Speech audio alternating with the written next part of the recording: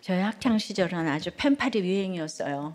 아메리칸 드림이었던 시기여서 미국의 청소년들과 펜팔을 하면 영어 실력이 많이 는다고 해서 저는 이렇게 못 해봤는데 저희 바로 위 언니는 이렇게 펜팔을 이렇게 했어요. 예. 그리고 또 동급생이던 근처 학교 남학생에게 아주 그 자신의 사진까지 박아 넣은 아주 대단한 편지를 받았었는데요. 그 사진이 아이돌 스타 같이 생겼었어요. 그래서 난 지금까지 그 얼굴도 이름도 기억이 선명하게 나고 있어요. 근데 이렇게 공부도 잘하는 그 아이돌 같은 오빠가 근데 저에게 편지를 보냈으면 저는 공부고 뭐고 그냥 그쪽으로 올인하지 않았을까 싶은데, 예. 그 다음에 이제 또 그 언니의 그 형부는요, 우리 언니하고 이렇게 연애를 그냥 날마다 하면서 만나면 그냥 집에 오면은 영어로 쓴 연애 편지가 날마다 와 있게 했어요. 미국도 안 가봤는데 네이티브 스피커예요. 예, 그 자랑하느라고 보냈겠죠. 예. 그런데 그건 전부 다 우리 언니 추억이고 저는 희한하게 추억할 것이 없어요, 별로. 예, 이게 너무 유감인데 또 지나고 나서 생각을 해보니까 전적인 보호하심 이었어요. 지금 전 세계에서 여기저기서 나오면 어떡해요. 내가 그 펜팔의 주인공이었다 뭐 이러면서.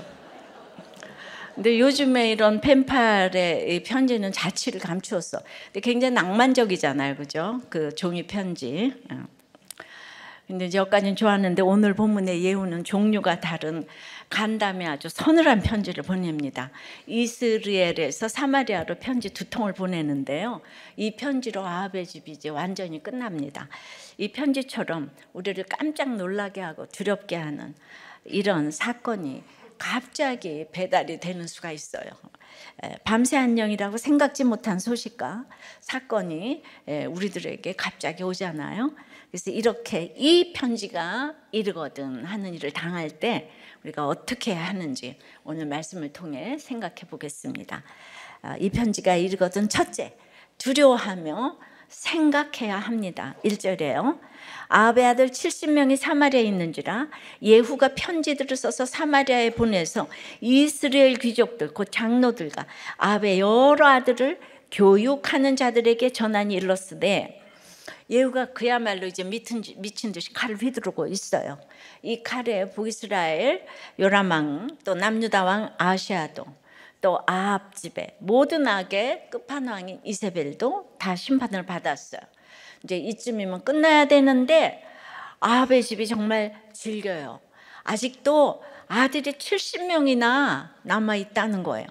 70은 완전 수잖아요. 아합의 집 사람들 아무리 죽고 죽여도 아직 건재하다 이 뜻이에요. 그들은 가장 강력한 요새인 수도 사마리아에 있네요.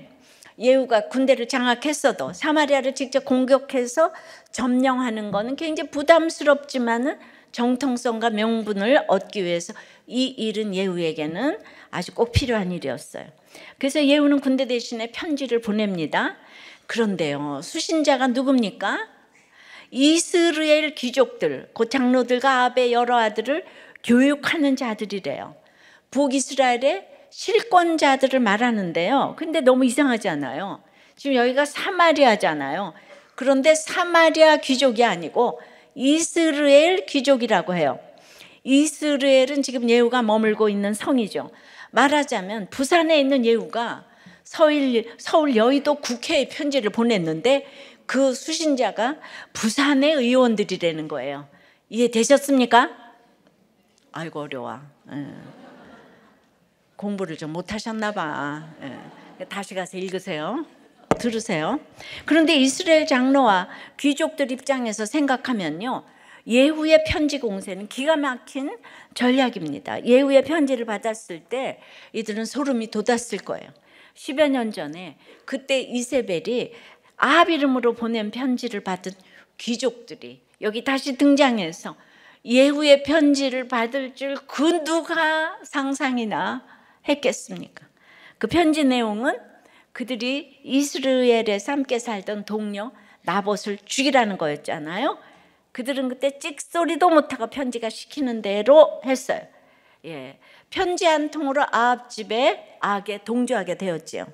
이 편지를 배달한 사람이 그때도 그 이세벨의 총애를 받았던 예후가 아니었을까. 미친 듯이 전차를 몰기로 유명했잖아요, 그죠? 예. 전차가 아니고 병거. 예. 그런데 이제 아합의 아들 요람도 죽이고 왕후 이세벨도 죽인 예후가 보낸 편지가 지금 왔어요. 덜덜 떨리는 손으로 열어봤겠죠. 그랬더니 뭐라고 해요? 아합 집을 위해서 예후 자신과 싸워보자고 하는 거. 2절 3절입니다. 너희 주의 아들들이 너희와 함께 있고 또 병거와 말과 견고한 성과 무기가 너희에게 있으니 이 편지가 너희에게 이르거든. 너희 주의 아들들 중에서 가장 어질고 정직한 자를 택하여 그의 아버지의 왕좌에 두고 너희 주의 집을 위하여 싸우라 하였더라. 예. 너희 주의 아들들은 이제 아합의 자손들이란 이런 뜻도 있고 북이스라엘이니까 하나님도 믿는 자들이겠죠. 그죠? 예, 다 교회도 나가는 사람들이에요. 예. 근데 그들이 너희와 함께 있고 또 병거 말 견고한 성 무기가 너희에게 있으니는 지금 최고의 교육을 받고 있는 바른 생활 청년들이라는 거예요. 모든 사교육은 다 받고 혈통, 권세, 지위, 재산 다 가지고 있어요. 최고로 키운 영재들인 거예요. 근데 이 중에 가장 어질고 정직한 자를 택해서 새로운 왕으로 세우고 어디 한번 총력을 다해 덤벼보라 이 얘기를 하는 거예요. 근데 이 얘기를 듣고 4절에 그들이 심히 두려워하여 그냥 이스라엘에서 이세벨이 아합의 이름으로 보낸 편지를 받았을 때는 두렵기는커녕 아무 감흥도 없어요. 그저 쓴 대로 했어요. 근데 자기들의 친구 나봇을 죽이라는 무선 명령인데 하나도 무섭지 않았어요. 왜죠? 나봇이 전혀 무섭지 않기 때문이에요. 하층민이라고 생각하니까. 근데 이제 사마리아에서 예후가 보낸 편지를 받으니 무서워서 덜덜 떱니다. 사실 아합의 신하이기에 역적 예후에 맞서 싸우는 게 당연하잖아요. 마땅히 해야 할 일 하라고 하는데도 그들은 심히 두려워합니다. 예후가 너무 무섭기 때문이죠. 10여 년 전 이세벨도 지금 예후도 사실 이 귀족들, 고창노들의 약점을 너무 잘 알아요. 이들은 사회적으로 원 오브 댐이 아니고요. 최고의 금수저예요. 원탑인 거예요. 그런데 이런 엘리트들이 악한 이세벨 앞에서 꼼짝도 못하고 자기 동료를 죽이고요. 그리고는 그보다 또 좀 더 위인 예후 앞에서 이세벨을 배반하고 벌벌 떨면서 조금 자기보다 권세가 있으면 늘 벌벌 떨면서 동료를 죽입니다. 마땅히 해야 할 저항도 못해요. 여러분 금수저, 다이아수저면 뭐합니까? 더 센 강자 앞에서 내 편을 들어줄 사람이 없어요. 꼼짝도 못하는 거예요. 그러니까 우리도 똑같은데 만일 두려워하는 게 없다면, 심지어 두려워하기를 거부한다면 나는 강하다 그거 좋아할 게 아니라 여러분들이 두려운 게 없다 이런 사람은 그 안에 감춰진 내 악을 봐야 합니다. 그러니까 4절에 이르되 두 왕이 그를 당하지 못하였거든 우리가 어찌 당하리오 하고 그 왕궁을 책임지는 자와 그 성읍을 책임지는 자와 장로들과 왕자를 교육하는 자들이 예후에게 말을 전하여 이르되 우리는 당신의 종이라. 당신이 말하는 모든 것을 우리가 행하고 어떤 사람이든지 왕으로 세우지 아니하리니 당신이 보기에 좋은 대로 행하라 한지라. 이스라엘 귀족들이 심히 두려우니까 그나마 뭘 했어요? 그냥 우리는 당신의 종이라고 모두가 나와서 납작 엎드렸어요. 이제 그 시대의 금송아지 숭배, 물지루상, 성공상이 지금 판을 쳤죠. 금송아지가 그거니까. 근데 교육의 메카 사마리아에서 왕자 교육을 받는 정예 에이스인 이들 중에 어질고 정직한 자가 70명 가운데 한 사람이 없는 거예요. 그리고 없다는 것을 자인하는 선생님이에요. 자기네들이 가르치면서 여기는 어질고 정직한 자가 없대요. 그럼 지금까지 무슨 교육을 했을까요? 이들은 겉으로는 하나님을 믿는데 하나님이 없는 교육이라는 것은 무엇을 가르칠까요? 결국 세속사에서 악하고 음란한 세상에서 성공하는 방법을 가르치니까 결국은 나 살고 너 죽는 이기심을 가르치지 않겠어요. 좋은 말은 했겠죠. 그러나 보여주는 것이 나 살고 너 죽이는 거, 나 살자고 나봇 죽이고, 나 살자고 이세벨 죽이고, 나 살자고 또 이제 왕자들 죽이고. 이러니까 뽑고 뽑힌 로열 패밀리 왕자 중에 어질고 정직한 자가 한 명도 없었다는 것은 이 나라의 결론인 거예요. 그러니까 자신의 집안을 위해서 죽겠다는 단 한 사람이 없는 거예요. 애국자가 없는 거예요. 다들 지금으로 말하면 뭐 하버드 출신이었겠죠. 오늘 교육하는 자, 양육하는 자 3번 나오는데 이게 크게 들어오네요. 그래서 어려서부터 교회에서 너무 잘 자라주고 학교도 초일류 학교를 가고, 그래서 나중에 이제 커서 사업을 하겠다고 돈 빌려달라고, 그래서 돈을 빌려달라고 해서 많이 빌려주었는데 그 20년이 되도록 한 푼도 안 갚는다고 그래요. 그러니까 이게 그 이제 정말 이 구속사 세속사, 정말 생각하셔야 되는데, 세종대의 김성은 교수가 6월에 발표될 따끈따끈한 미 경제학 리뷰, 아메리칸 이코노믹 리뷰라고 AER 유명한 논문인데요. 이게 이제 많지만은 지난주에 얘기를 했었잖아요. 부유층 사교육비 지출 감소가 저소득층 사교육비 감소로 이어졌다고 하는데요. 논문의 관건은 사람들이 실제로 비교하는지를 실제로 증명할 수가 있는가, 이게 여부인데요.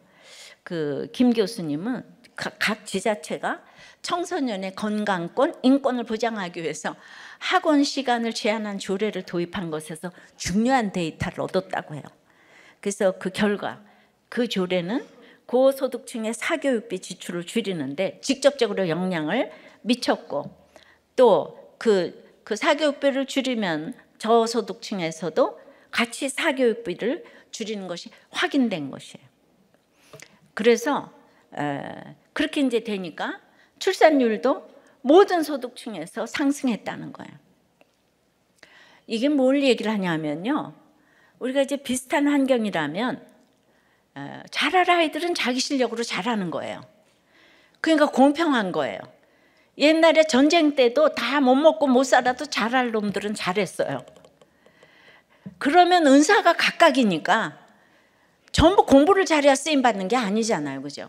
그래서 욥기에 요새 짐승들 다 나오는데 그 짐승들은 왜 이 땅에 왔는지 우리도 잘 몰라. 그런데 다 은사가 있는 거예요. 그런데 이게 돈으로 바르게 되면 내 아이도 이렇게 똑같이 시키지 않으면 안 된다는 비교의식이 맹렬하게 올라오잖아요. 똑같은 환경이 중요한 것입니다. 근데 거기에 그 비교에 가장 민감한 나라가 중국이고 한국이라는 거예요. 학원 시간을 제한한 것이 억지로 비교를 멈추게 한 것이라면, 우리들 교회 구속사는 가치관이 어렸을 때부터 이 세속사로 듣든지 안 듣든지 계속 이거를 이기적이 아니고 이타적으로 살라고. 그 들으니까 자기 죄를 보니까 저절로 비교하지 않아서 우리의 결혼율, 출산율이 높은 거잖아요. 이것도 데이터를 좀 이제 내야 될 거라고 생각합니다. 그러니까 펜실베니아 주립대학 샘 리차드 교수의 강의가 유튜브에 떴는데요. 전 세계 학생들 보고 뭐 다 질문해요. 중국 학생 보고는 무엇을 차별하냐고 했더니 거긴 예수도 없잖아요. 유물론이잖아요. 가난하고 지방에서 온 아이들이 차별한다는 거예요. 걔는 아주 금수저 아들이잖아요. 그 학생은 아무런 가책도 없이 그렇게 대답을 하니까 그 중국의 또 지방에서 온 아이들이 차별받지 않으려고 얼마나 이를 갈며 공부하겠습니까? 그리고 출세하면 또 그대로 똑같이 차별을 하게 되는 거죠. 금성화주 숭배는 이 시대와 다를 것이 하나도 없어요. 그래서 이렇게 난리치고 세계 10위권에 들어간 한국은 그보다는 하나님이 자유민주주의를 줘서 공부를 사실 이렇게 하게 된 거잖아요. 그러니까 이제 나라가 잘 살아지고 이렇게 되다 보니까 돈이 최고라고. 지금 교육열이 아주 세계적이죠. 대졸자가 70%가 넘는 나라가 없다는데, 장점도 있지만은 그것을 오늘같이 나약하고 부정직하고 어질지 못한 아베 70명의 왕자를 키워내는 나라가 된 줄 믿습니다. 안 믿어요? 자, 다시 본문으로 돌아가서 그들의 선생들은 예후가 말하니까 당신이 보기에 좋은 대로 행하세요. 생사를 예후 손에 맡겨요. 그래서 그냥 잠시의 죽음을 면합니다. 조금 이따 죽을 건데 이 사람들. 여러분, 사람을 죽이는 악을 행하는 게 무서워요. 내가 도저히 이길 수 없는 사람과 싸우는 게 무서우세요. 띵크를 해보세요. 띵크.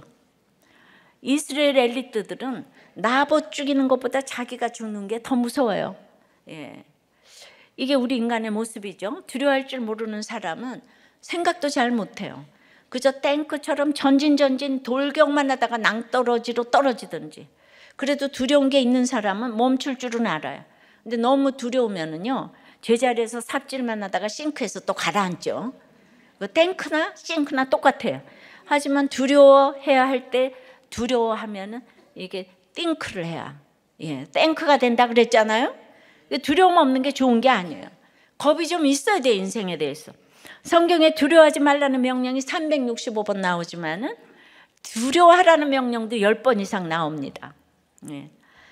가장 대표적인 경우가 하나님을 경외하라죠. 마태복음 10장 28절에 주님도 몸은 죽여도 영혼은 능히 죽이지 못하는 자들을 두려워하지 말고 오직 몸과 영혼을 능히 지옥에 멸하실 수 있는 일을 두려워하라 그 말씀하시죠. 하나님을 두려워해야 되는데 우리는 두려움의 체계가 고장났어요. 하나님을 두려워하고 세상을 두려워하지 말아야 하는데 반대로 합니다. 하나님을 두려워하면 세상이 두렵지 않은데 하나님을 두려워하지 않으니까 늘 세상에서 심히 두려워 떨어요. 그래서 세상에서 두려워하는 사람이 하나님을 경외하게 되는 게 조금 더 쉬워요. 따라서 예후의 편지처럼 나를 두렵게 하는 소식이 오는 것은 저주가 아니라 축복입니다. 내가 낭떠러지에 떨어지기 전에 하나님이 멈춰 세우시는 일이기 때문이에요. 두려움 편지가 이르거든 원망하지 마시고요. 그러니까 말씀으로 생각을 하시기 바래요. 내가 두려워하지 않고 확신하며 밀어붙였던 게 뭔지 생각하시고, 내가 하나님보다 세상을 더 두려워하고 있지 않은지 생각하시고, 내가 납작 엎드려 사과해야 할 것이 뭔지 생각하세요. 그러면 갑작스런 편지 같은 갑작스런 이 편지가 왜 나에게 배달됐는지 하나님의 뜻을 알게 될 것입니다. 적용 질문이에요. 나를 심히 두렵게 한 소식이 있습니까? 무엇을 두려워합니까?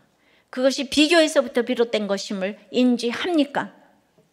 하나님을 얼마나 두려워하고 있습니까?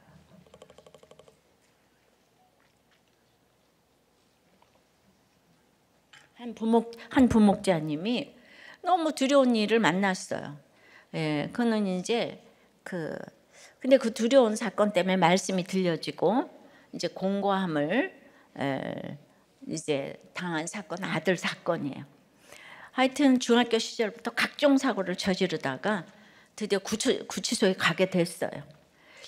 그리고 이제 구금된 시간이 절반 정도 흘러가니까 처음에는 아들의 그 살려달라는 탄식에 마음이 많이 아팠고 괴로웠지만 지금 내 환경과 처지에는 아들을 빼어낼 방법도 없거니와 아들을 생각하면 마음이 찢어지도록 아프지만 목장에서의 처방과 저의 판단도 이번 일로 인해 아들이 지난날에 자기 자신을 되돌아보며 차근차근 생각을 해보며 앞으로 자신 인생의 삶에 대하여 생각해 봐야 할 시간이라 여긴다는 거예요. 세상적으로 어느 부모가 아들을 그곳에 방치시키고 싶겠는가 하겠지만 믿는 우리는 구원의 관점으로 이런 시간도 필요한 부분이라 여깁니다. 아들이 좁은 문을 지나 주님이 만들어주신 길로 이제는 꿈을 활짝 펴고 담대하게 나아가기를 소망하며 나의 본분을 항상 가족들에게 비추며 구원과 제사장의 사명을 잘 감당하며 가겠습니다. 아멘. 그러니까 저 아합의 왕자 교육 받는 것보다 이 교육이 더 보람 있지 않을까요? 그러니까 여러분들이 이게 좀 가치관이 좀 달라지셔야 되는 거예요. 이 편지가 이르거든. 첫째 뭐라고요? 두려워하며 생각을 해야 돼. 둘째는 그것이 회개까지 나가야 되는 거예요. 회개까지. 6절입니다. 예후가 다시 그들에게 편지를 붙인 일러스되 만일 너희가 내 편이 되어 내 말을 너희가 들으려거든 너희 주의 아들 된 사람들의 머리를 가지고 내일 이맘때 이스라엘에 이르러 내게 나아오라 하였더라. 사마리아에 있는 이스라엘 귀족들과 기타 지도자들의 항복 편지를 받은 예후는 이제 두 번째 편지를 보냅니다. 이게 사마리아 후서겠죠. 앞에 사마리아 전서는 내게 덤벼보라 그거잖아요.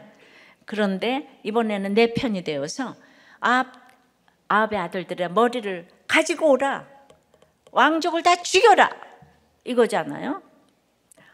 예, 그때 나봇을 죽인 이 귀족들은 양심의 가책이 없었을까요? 예, 왜 없었겠어요? 애써 외면하고 잊으려 했지만은 그럴 수 없었을 거예요. 나봇의 포도원을 지날 때마다 괴로웠을 거예요. 그래서 모조리 사마리아로 이사를 간 것 같아요. 어찌 생각하세요? 자, 우리가 다 그래. 아합도 하나님을 믿지만 나봇의 포도원도 너무 갖고 싶지 않아. 여러분, 하나님 믿지만은 불법을 행하도 애들이 대학교 갔으면 좋겠고 승진을 했으면 좋겠고 이게 다 우리들의 염원이잖아. 그래서 이제 왕자들을 다 죽이라는 예후 편지가 이르렀을 때 귀족들은 지금이 과거에 저지른 죄악을 기억하고 회개할 기회예요. 이세벨도 그 기회를 놓치더니 이 사람들 전부 다 그냥 온통 온 나라의 모든 지도자들이 이 기회를 놓쳐요. 여러분, 내가 예수 믿는 게 얼마나 대단한 건지 몰라요. 예, 사마리아 유니버시티를 나오면 뭐 하겠어요? 하버드 유니버시티를 나오면 뭐 하겠어요? 이 기회를 놓치는 거예요. 6절 7절에. 예, 사마리아 유니버시티를 나왔기 때문에 회개를 못하는 거예요. 왕자 70명이 그 성읍의 귀족들 곧 그들을 양육하는 자들과 함께 있는 중에 편지가 그들에게 이름에 그들이 왕자 70명을 붙잡아 죽이고 그들의 머리를 광주리에 담아 이스라엘 예후에게로 보내니라. 나봇을 죽일 때와 똑같지 않아요. 편지가 시키는 대로 왕자를 죽여요. 그것도 양육하는 자들과 함께 있는 중에 스승을 쳐다보고 있는데 그 스승이 왕자들을 다 죽이는 거예요. 무차별로. 야, 진짜 양심의 소리에 귀를 막고 똑같은 죄악을 반복해요. 그때는 동료를 돌로 쳐 죽였는데 지금은 방금 전까지 주인으로 섬기던 왕자와 왕손들을 칼로 잔인하게 죽입니다. 인간은 자기를 위해서 못할 일이 없는 거예요. 엘리트들이, 지도자들이 전부 다 이런 일을 같이 저지르고 있어요. 믿을 사람이 없는 거예요. 여러분, 학벌이 무슨 소용이에요? 머리로 안방에서 탁자에서 배운 공부가 무슨 소용이에요? 그러니까 아이들은 아무리 어렸을 때 학원을 많이 보내도 애들은 넘어지고 무너지고 이러면서 상처를 가운데 세상에 경험을 하면서 그거를 쌓아야지. 그렇게 아무리 내가 자전거를 타는 거를 이론으로 아무리 배워봐, 자전거 탈 수 있어요? 넘어져도 타야지. 이 사람들이 쓸모가 없는 거예요. 물론 이들은 그때와 달리 지금은 예후편에 서서 아합의 집을 심판하는 일을 해요. 하지만 결과적으로 그렇게 될 뿐 그들이 말씀을 듣고 순종한 게 아니에요. 그들은 늘 언제나 악을 저지르고 있을 뿐인데 하나님께서 그들의 악조차 선하게 사용하시는 것이에요. 하나님이 선하실 뿐 그들은 언제나 악해요.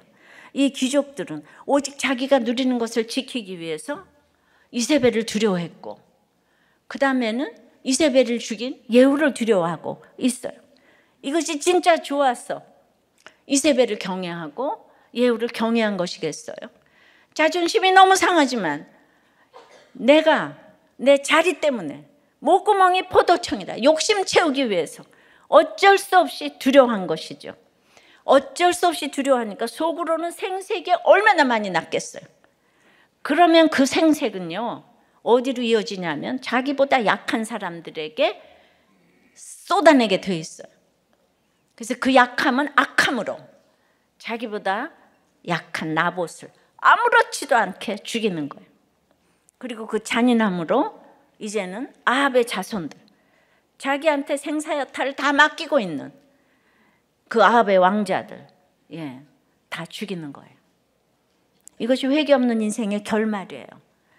엘리트인 귀족과 장로들이 이런데 어느 누가 안 그럴 수가 있겠습니까? 우리가 정치인들 맨날 욕하지만 정치인의 수준은 딱 국민의 수준만큼 되는 거예요. 그들의 모습이 우리 자화상이에요. 여전히 우리는 지역감정, 진영논리 똑같아요. 욕할 게 아니라 거기서 내 모습을 보고 반성하고 돌이켜야 합니다. 우리가 그렇게 성장해야 훌륭한 정치인도 나오는 거예요.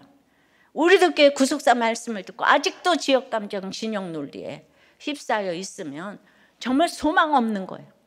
소망 없는 거. 성경이 그대로 지금 얘기를 해주는데 이게 나한테 주신 음성으로 들어야 하는데, 가정과 직장에서도 마찬가지예요. 보기 싫은 사람 안 보면 그만일 수 있잖아요. 그런데 우리가 싫은 사람일수록 우리 눈에 더 잘 보여요. 더 거슬려요. 그러면 거기 사로잡혀 사는 거예요. 판단하고 미워하고 욕할수록 더욱 그 노예가 되는 거죠. 오직 여기서 벗어나는 방법은 회개뿐이에요. 미운 사람은 하나님이 내게 보내시는 편지예요. 내 모습 보라고 보내시는 편지예요. 그러니까 그 미운 사람이 곧 내 자신이에요. 나를 비추는 거울이에요. 그래서 미운 사람 통해서 내 자신의 미운 모습을 직면하고 회개해야 되는데, 언제까지 누구 틀렸다 그냥 죽여라 살려라 이러시겠습니까? 사탕을 이만큼 놔뒀는데, 그러니까 다 와서 한 주먹씩 다 가져갔는데 거기다 거울을 하나 딱 갖다 놓으니까 집었다가 다 도로놨다. 그러니까 누군가가 보고 있다는 게. 그런데 우리 어려서부터 하나님이 보고 있잖아요. 그러니까 위로받고 경고받고. 그래서 어려서부터 하나님을 믿는 거는 이 최고의 도덕과 윤리를 그래도 지켜줄 수 있는 마지노선이에요.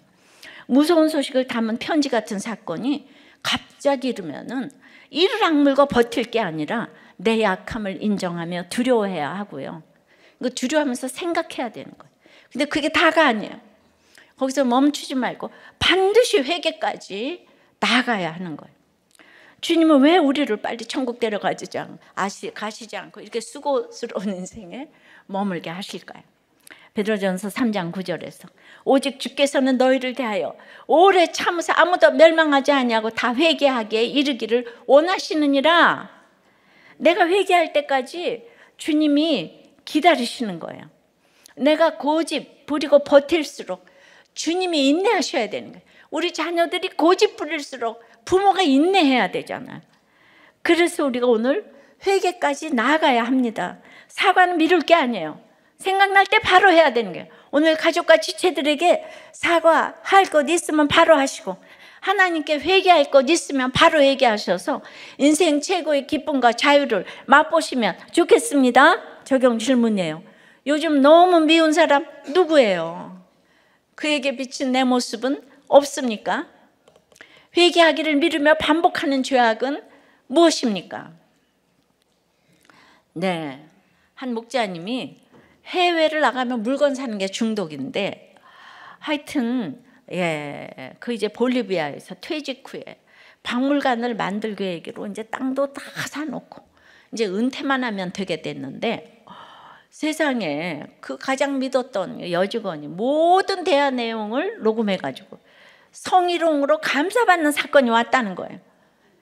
너무 믿었어요. 억울하고 힘들었는데 아내는 그 일이 너무 잘 됐어요. 그 일 때문에 지금 당신이 목자 되지 않았어. 그 말이 또 맞더라고요. 그러니까 여기 평원님이 억울할 만하신데 이세벨을 던진 게 넷이잖아요. 가장 믿었던 넷이가 던졌다고 하는데, 오늘 목자님 말씀대로 그 직원이 그렇게 한 게 예후처럼 미투 분위기 된 게 이세벨이 높은 데 있었기 때문에 던져졌구나, 이렇게 생각이 됩니다. 가족들 말씀하신 것처럼 그곳에 계셨으면 치장이나 하시고 계셨을 텐데, 이곳에 오셔서 내 이세벨이 던져지고 지금 살리는 역할을 하고 계시니까 사실은 그 여직원이 가장 잘한 것이잖아요. 이게 바로 구속사인 거예요. 옳고 그름이 아니라. 사실 여러분, 목장에서 목자가 문제를 해결할 일이 뭐가 있겠어요? 목자는 말씀만 잘 들리면 돼요. 예. 목자가 문제 있는 부부 모두 때마다 어떻게 찾아가겠어요? 찾아가세요. 예. 근데 목자가 그 자리를 지키는 건 너무 중요해요. 각자 자리가 있어요. 우리가 엊그저께 욥기에서 보니까 베목 같은 하마도 들소도 타조도 다 하나님 창조하셨는데 우리는 그들을 이기지 못해요. 예. 풀만 먹는 소도 이기지 못해요. 게다가 들소는 더 힘이 세요. 근데 왜 이 세상에 그들을 창조하셨는지 우리 이해가 안 돼요. 근데 구속사를 왜 다 뜻이 있다 그러잖아요. 제일 우스운 건 말이에요. 말은 이기거나 지거나 전쟁에 나가기 위해서 늘 서 있잖아요. 잠을 자도 서서 자잖아요. 말은. 난 그것이 이해할 수가 없어요. 진짜. 어떻게 서서 잠을 자지? 어떻게 저기 쉼이 있지? 그건 내 생각이잖아요. 그것만 봐도 하나님이 계시잖아요. 근데 말이 생생내요. 그러니까 자기 자리 지키는 것이 최고로 사람을 살리는 일이에요. 내 자리가 옳다 나쁘다 그런 게 그냥 묵묵히 내 자리 지키고 있는 거. 이게 최고로 사람 살리는 일이에요. 목자가 어떻게 사람을 살려요? 하나님이 그냥 붙어만 있다 가다 보면 어느 날 하나님이 그 사람에게 말씀하시는 편지가 있어요. 그때 역사하는 거지 목자가 말 잘해서 살리지 않아요. 그러니까 그때까지 붙어 있어야 돼.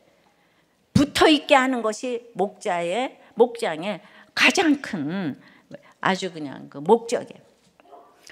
그리고 결혼과 이혼에 대해서 믿는 사람들은 이 세상에 메시지를 줘야 되기 때문에 반드시 어떤 경우도 가정을 지키는 모습을 보여줘야 돼요. 그래서 이제 청년부 결혼 예비 학교 하는데 반드시 좀 다 가서 들어봐야 되는 거예요. 너무 참 재미도 있고 다 길지만은 이러는 거예요. 마지막까지 분별을 하세요. 앙케이트 조사를 했는데 그래서 살아보니까 고르고 또 골라 또 결혼하면 그놈이더라. 근이은이더라. 그러니까 결혼 전에는 칼 끝에선 신중함으로 하지만 결혼 후는 목적이 행복이 아니고 거룩이다. 하나님과 연결되는 거룩이라는 걸 잊지 말라. 결혼 전과 후에 뭐가 달라졌냐 하면은 잡은 물고기라고 사랑 표현도 안 하고 아주 청결이 형편없어서 씻지를 않고 그렇게 큐티하는 척 하더니 큐티도 안 하고 식습관은 배달의 민족으로 그 다음에는 맨 얼굴로 너 누구니? 이렇게 된다는 거예요. 그리고 참 장점이었던 그 효자가 생과계로 결혼하고 나서 보니까 효자래. 아유, 그게 이제 결혼하고 나서 보니까 엄청 단점이고 그 다음에 어떻게 이렇게 드라마를 좋아할 수가 있는지 뭐 이런 얘기를 다 썼는데 그래도 청년부 예비 부부들에게 해주고 싶은 말 한 가지 반드시 해주고 싶은 말 한 가지는 부부 목장에 꼭꼭 나가세요. 그게 살 길입니다. 이 공동체가 살리는 거예요. 수없이 싸웠는데 자, 그래서 이 편지가 이르거든. 첫째 뭐라고요? 두려워하며 생각해야 돼. 둘째는 회개까지 나가야 되고 세 번째는 하나님의 말씀은 전부 이루어지기 때문이에요. 자, 8절 9절입니다. 시작.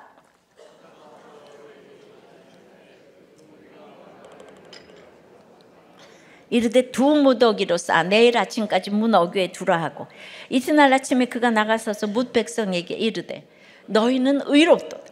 나는 내 주를 배반하여 죽였거니와 이 여러 사람을 죽인 자는 누구냐?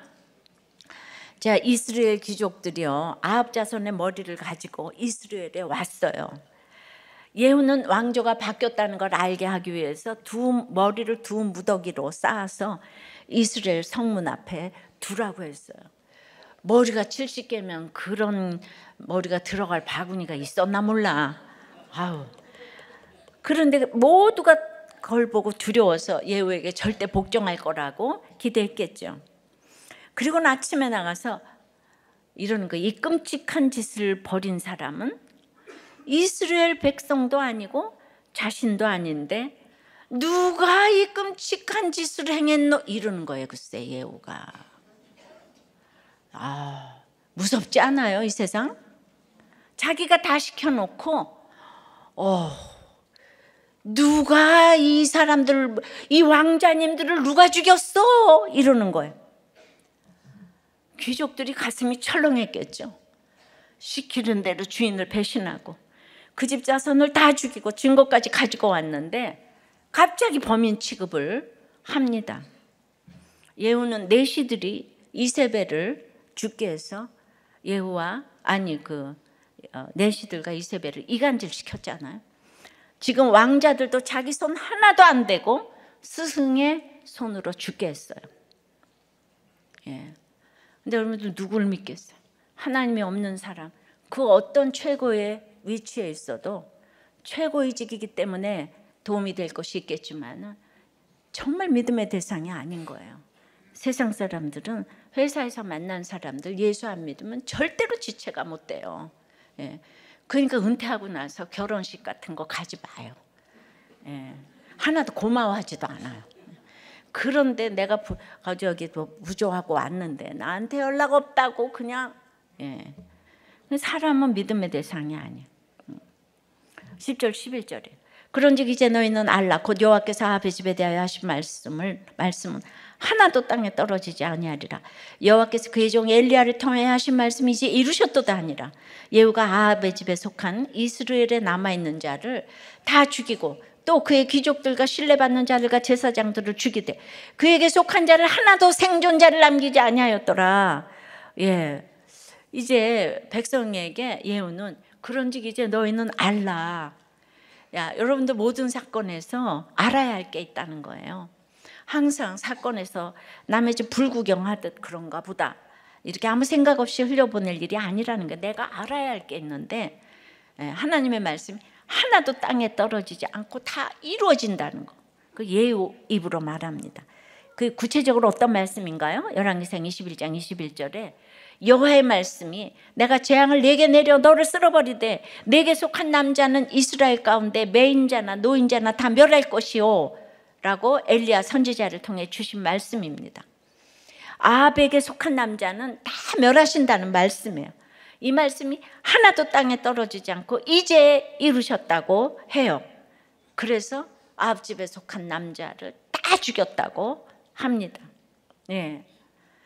그러니까 내가 말씀을 믿고 가면 좋은 사람이든지 나쁜 사람이든지 반드시 그 말씀을 그대로 이루신다는 거예요. 이거 믿으세요? 악한 자를 통해서도 내가 믿은 말씀을 이루신다는 거예요. 악한 자를 악한 날에 이렇게 심판을 하시잖아요. 귀족들 양육하는 자들을 어떻게 됐겠어요? 70명의 머리를 들고 당연히 다 죽었어요. 심판을 예고하신 말씀은 하나도 땅에 떨어지지 않아.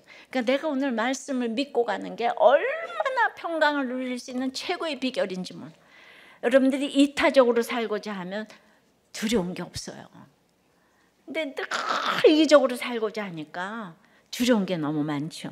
이스라엘 귀족에게 불현듯 이른 예후의 편지는 그들이 회개할 마지막 기회였어요. 그러니까 예후를 두려워하지 않고 덤볐더라도 죽었겠죠.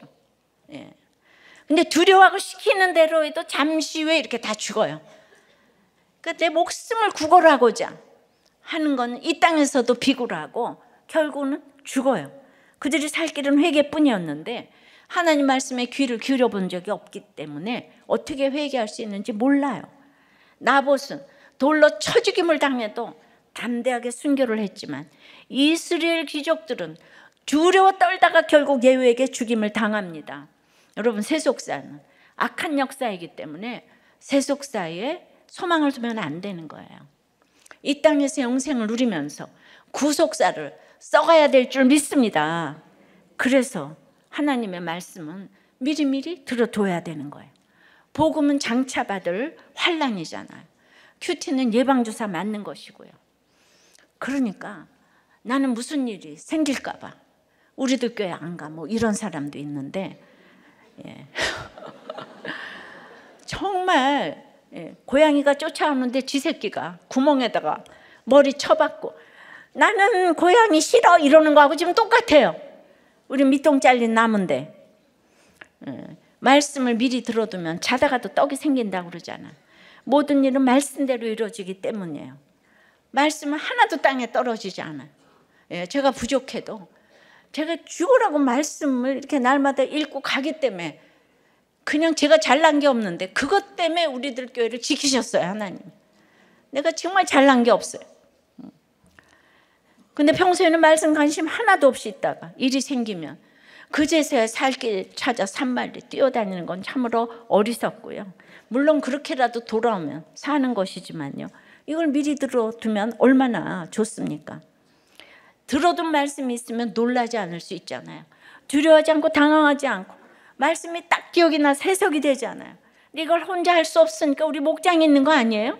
목장에서 대신 미리 말해주고 대신 보여주고 대신 해석해 주잖아요. 말씀을 입에 딱딱 넣어주잖아요.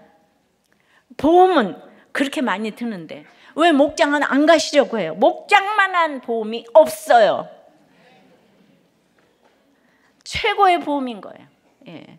늙어서 은퇴하고 친구 사귀려면 사귈 수 있는 줄 알아요? 미리미리 사귀어둬야지.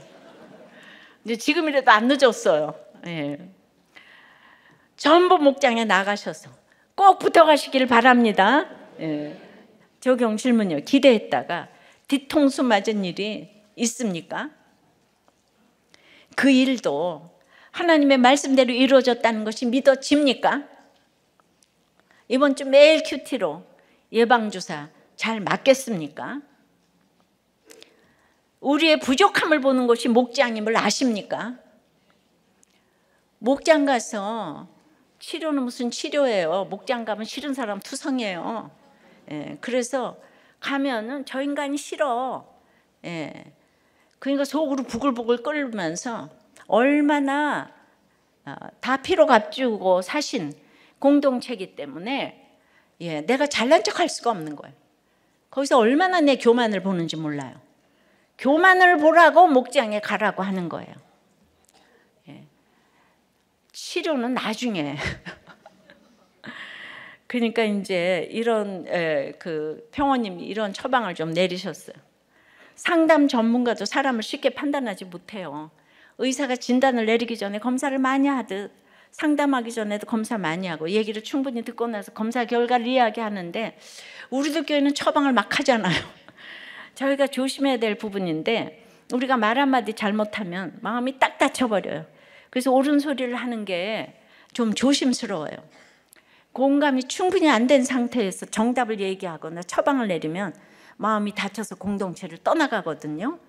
저희가 전문가가 아니기 때문에 상담에서 말하는 이제 그 아줌마 상담이 있는데 아줌마들은 말을 많이 하잖아요. 그러면 이제 힘들어지는 거예요. 예, 그러면서 할머니 상담을 하래요. 할머니는 우리 손주 그랬어 하면서 토닥여 주시는데 아줌마 이야기는 잔소리지만 할머니는 받아주는 할머니로 기억이 있잖아요. 그렇게 들어주고 받아주면 본인이 이런 과정 자체만으로 치료가 되는 게 있다는 거예요. 그러니 아줌마 상담이 아니고 할머니 상담을 하는 게 효과가 좋다.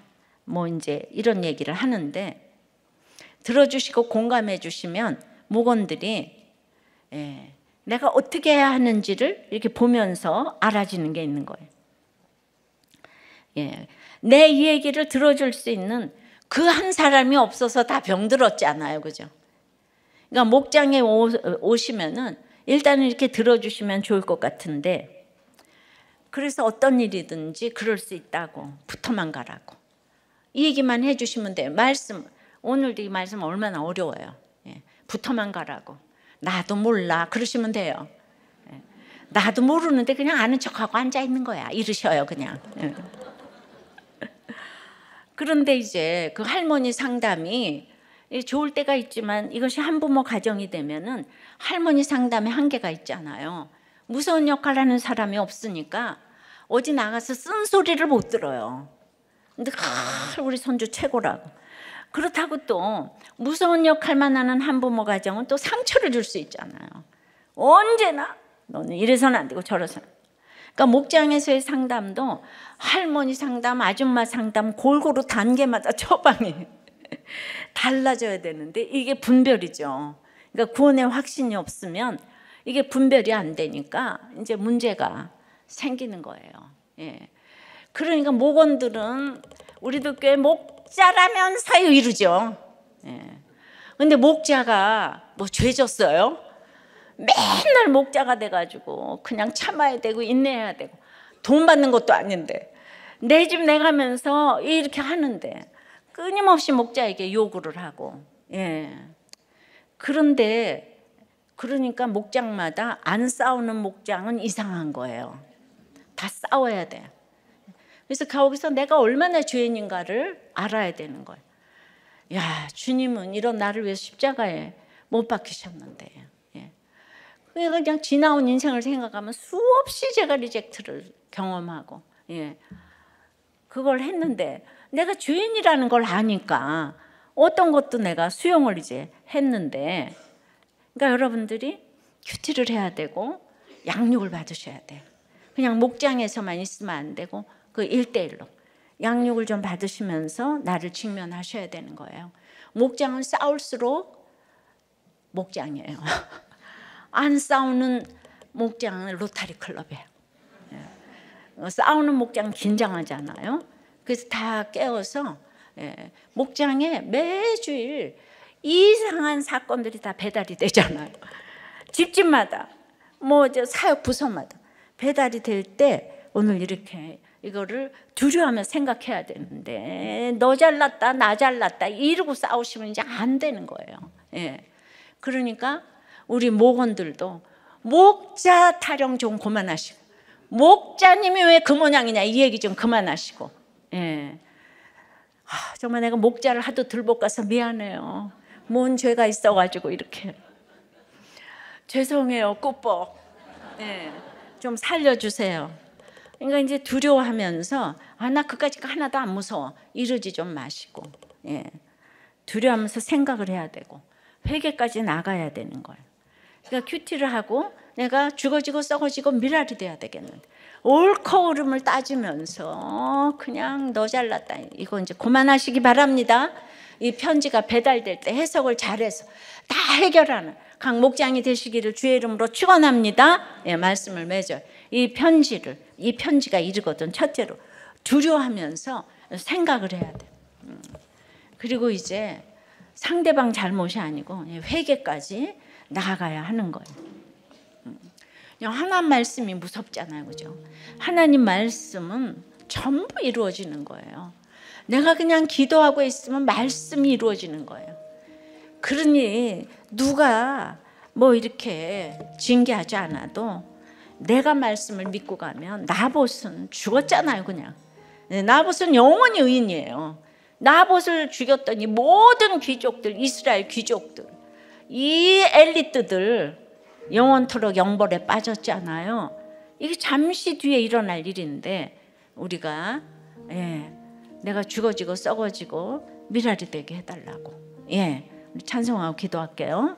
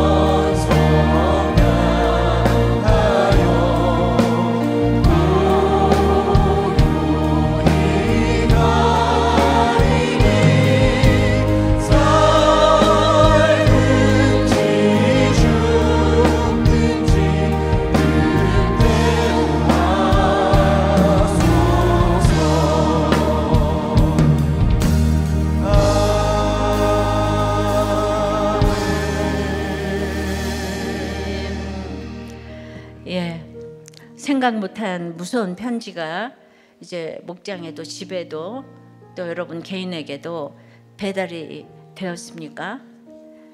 두려워하며 생각하게 해달라고 기도하십시다. 이게 비교에서부터 비롯된 두려움임을 알게 해달라고 기도하시고, 내가 미워하는 사람을 통해서 나의 미운 모습을 좀 보게 해달라고, 이 두려움이 회개로 이어지게 해달라고, 목장에서 말하기도 싫고 듣기도 싫은 이 나의 교만함을 알게 해달라고, 하나님과 연결 지어주려고 주신 이 편지가 너무나 여러분들이 해석이 안 되면 이게 이제 암덩어리가 되는 거죠. 우리는 인간이 자존적인 교만이 있는데 남의 얘기 왜 듣고 싶겠습니까? 듣기 싫은 교만이 있고, 또 어떤 사람에게는 말하기도 싫어요.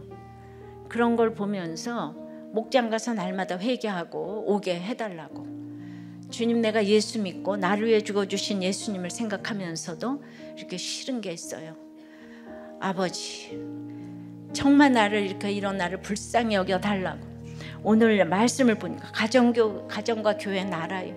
이 말씀이 얼마나 중요한지, 이 말씀을 지엄하게 생각하는 그 위정자한 사람 허락해 달라고 우리 다 같이 주님 부르고 기도합니다. 주여, 주님 우리에게 아버지 말씀을 허락하시고 아버지 인도하여 주시는데, 하나님 아버지, 주여 아버지 말씀하신 것을 깨닫지 못하고 하나님 아버지 다가오고 앞길만 바라보고 아버지 연약한 아버지 불쌍히 여겨 주시옵소서. 하나님 이제는 아버지 평지로 다가오시는 주여 아버지 그 음성에 귀 기울이며, 하나님 이제는 걱정하는 것이 아니고 두려워하는 것이 아니라 하나님 회개로 이어져 하나님 우리 삶을 아버지대로 이어 아버지 말씀을 따라 사는 삶으로 온전히 주 앞에 설 수 있도록 주님 인도하여 주시옵소서. 하나님 아버지, 주님 아버지께서 허락하신 아버지 모든 회개의 사건들을 통하여서 주님을 더 깊이 만나게 하여 주시고, 하나님 아버지께서 그걸 통하여서 회개하며 주님께 돌이키며 아버지 주님께로 나아가는 아버지 은혜가 있게 하여 주시고, 하나님 말씀대로 이루어진 것들을 우리가 신뢰하며 주님을 바라볼 수 있도록 주님 역사하여 주시옵소서.